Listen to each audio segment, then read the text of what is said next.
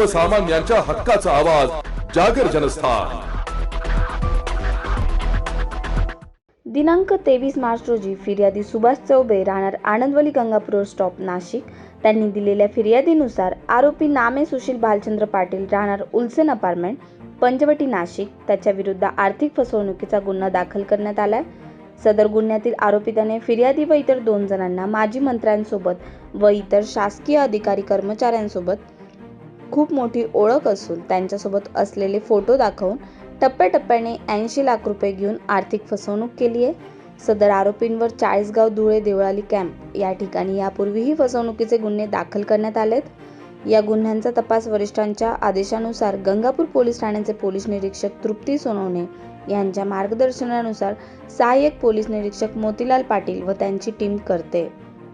Gangapur police Thane Nashik शहर येथे दिनांक 23/3/2024 रोजी तक्रारदार श्री सुभाष सुरेश चौबे राहणार आनंदवली गंगापूर स्टॉप नाशिक यांच्या तक्रारीवरून गंगापूर पोलीस ठाणे दिनांक 23/3/2024 रोजी भादवी कलम 420, 406, 468, 471 प्रमाणे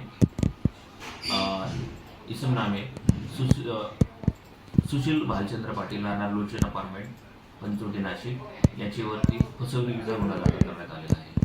सदर गुन्ह्यात आरोपिताने फिर्यादी तसेच इतर 2 लोकांची माजी मंत्र्यांसोबत ओळख आहे तसेच शासकीय अधिकाऱ्यांसोबत एक चांगल्या प्रमाणात ओळख आहे असे सांगून त्यांच्याकडून वेळोवेळी टप्प्याटप्प्याने 80 लाख रुपये घेऊन फसवणूक केलेली आहे। या प्रकारचा गुन्हा यापूर्वी सुशील पाटील याच्यावर चाळीसगाव पोलीस स्टेशन तसेच देवळाली कॅम्प विशेष या अशा प्रकारचा फसवणुकीचा गुन्हा सुशील भालचंद्र पाटील याच्यावर दाखल करण्यात आला आहे।